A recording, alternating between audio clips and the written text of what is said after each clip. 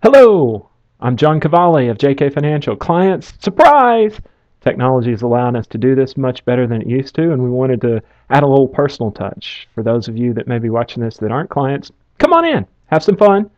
I'm going to go over a few things that have happened in the past month and our most popular articles, and then look into the future over the next few weeks to a month. We want to thank you in advance for taking time to take a look at this. We much appreciate it, and we're always open to suggestions. So feel free to send us any suggestions. And here we go. Looking back over the past month, a couple of things were extremely popular. We were very surprised at the CFA forecast dinner.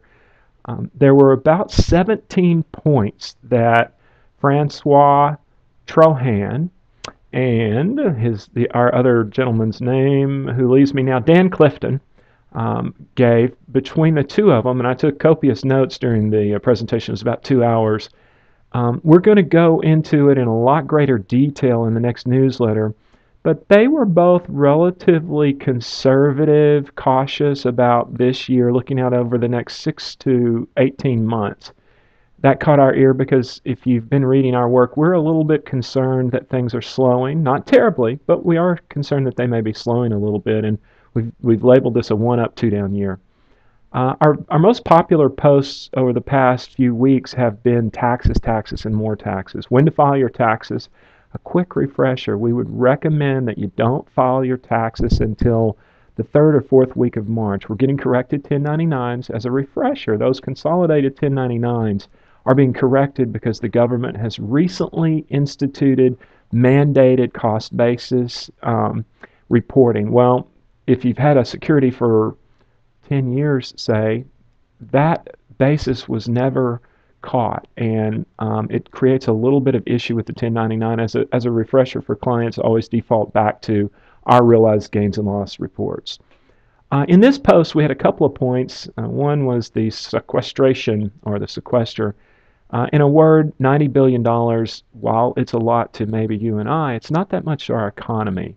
We are way less concerned about this than we were the fiscal cliff, which we thought, by the way, would be resolved rather quickly.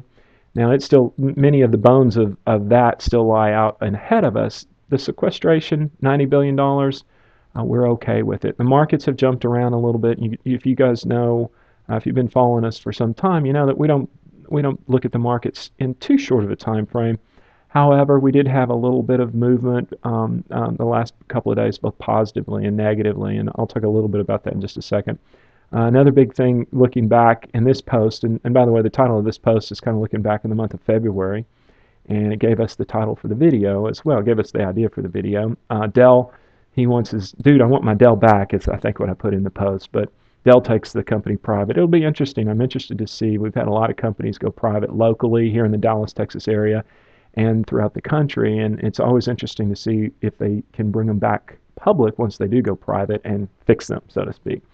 Lastly, actually in this post that you're reading this video from, or that you're looking at this video from, was Bernanke and crew. Quantitative easing, which just as a quick refresher, is, in a word, the FOMC pushing down interest rates through asset purchases to help keep our economy growing and help spur especially the housing market. That's all they really can control. There were rumors and some rhetoric in the latest FOMC transcripts that people were ready to come off of that a little bit.